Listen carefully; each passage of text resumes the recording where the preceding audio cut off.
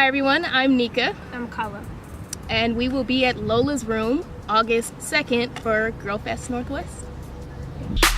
Before I go, coming out of hiding like the NSA gon' notify me.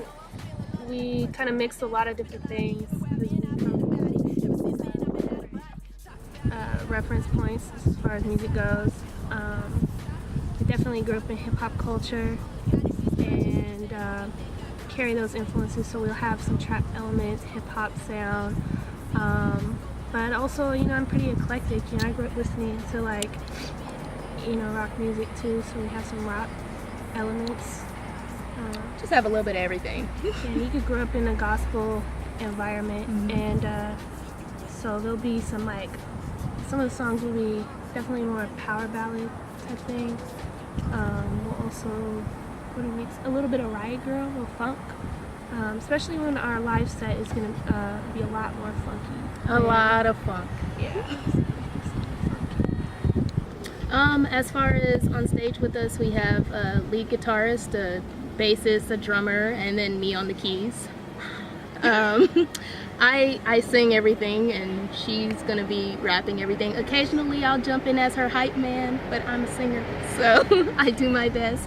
But as far as the live show goes, we really are a gumbo. We put a little of everything. You'll see some dancing, some hopping around, some crowd involvement. We're a little all over the place, so. Turn it to gold.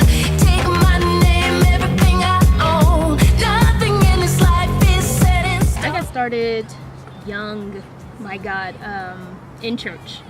Everybody in my family is a pastor, minister of some sort, so if you're not singing, you're preaching. You got your choices there. So I grew up singing in the choir, directing choirs, playing just about every instrument I can get my hands on in the church, and that really grew a lot of my skills. And the older I got, the more I started adding different artists into it and adding my favorite artist as a producer, Michael Jackson. But that's pretty much my background and how I got started, and eventually ran into Mila here, and we just blossomed into something crazy. Yeah, so I'd say actually how I got started, I remember specific how it all happened, how it all went down, which was basically, there was this thing called hip hop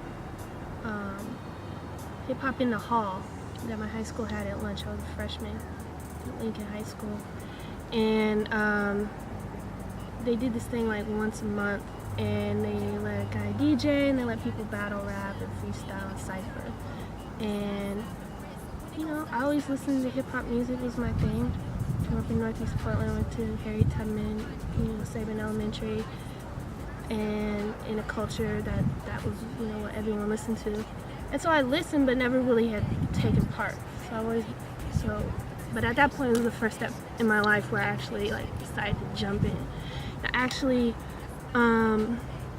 battled a guy that would become a friend of mine, and introduced me to some of the people that I know today and I still work very close with.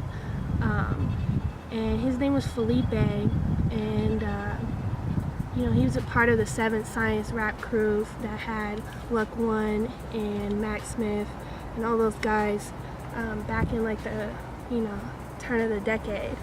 And I went to shows with those guys. I saw artists like Illa J before they were Illa J. I saw a lot of Lifesavers, and it all started one day in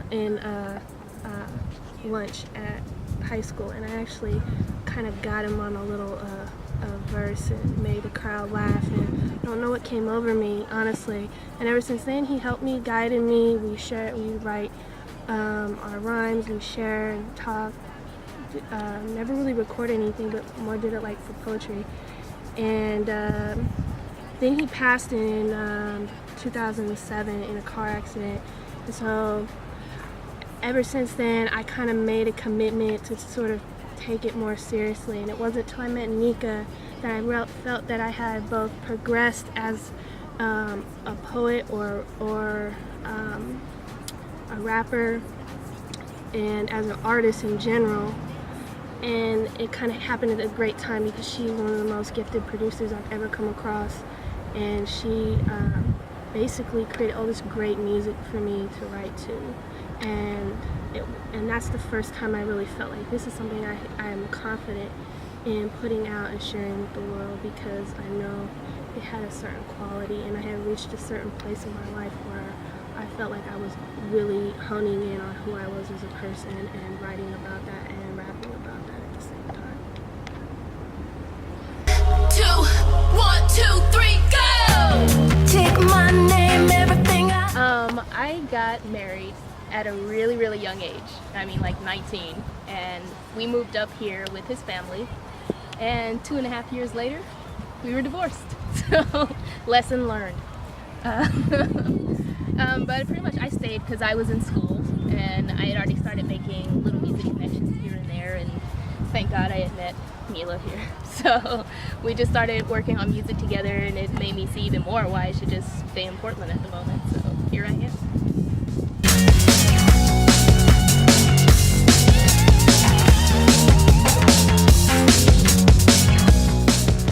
She needs more girls. I don't know. I think, yeah, it's kind of as simple as that. It's I think it's as simple as just giving a space, a forum, a showcase to display the talent we have in the city, and that what women here have been doing for a while, and across genres. So I think that something like this offers the city an opportunity to sort of engage music culture in a way where they're going to get an extended experience of sort of the lives of female musicians in Portland, like I said, across genres. So I think that something like that is really big, because other communities are doing it. The LGBT communities are doing it. With Beer Fest Northwest, and they even have other things like Gay Fair in the Square. I mean, they've been doing this stuff for a long time. Women haven't had the same organization because, a lot of the quote-unquote rights were won in the 70s, and, things happened in the 70s and 80s, and now that they become part of, sort of subsumed into the larger hegemonic, patriarchal culture, that maybe we don't need those places that are safe for us, or for us to put on a show.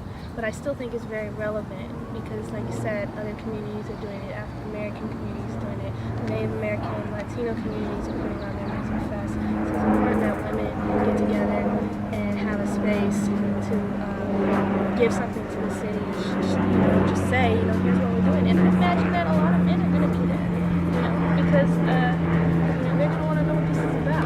Just like, a lot of the things, there's African night at PSE where we go, you know what I mean? Like, there's just, like, people, Portland is a city right now, is going through a culture crisis because of gentrification, and because of the controversies that the city has sort of, let run wild as far as their relationship to communities of color and other minority communities here, sexual minority, and even women's communities. So I think that this is like the perfect time for something like this.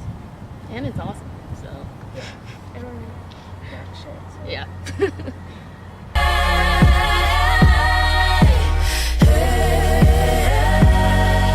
Come see us. Yeah. Oh, I mean, you've got a talented lineup. It's gonna be an awesome show, if anything. I mean, you come to support women, period. I mean, we don't really have areas to do stuff like this, so this is an awesome time to support, and if you like good music, why not? Yeah, I think the lineup is just... It's ridiculous. Yeah, it's full of people who, are just sort of... these are people you haven't heard, they haven't been written about as much, but they're like grade A talent, like Blossom. We performed with her. She was at our show, and she's awesome. I'm beginning to look into some of the artists that I haven't heard before, and artists that have been, doing stuff in the Northwest music scene for a while, like Daughters of Dead Sea, that, you know, I didn't grow up knowing about, but now I get to listen and go through their catalog and realize, oh, look what they did. You know, they've been doing some things just to get me here where I am, and appreciating what they've offered, you know, as you know, pioneers. So yeah, Definitely.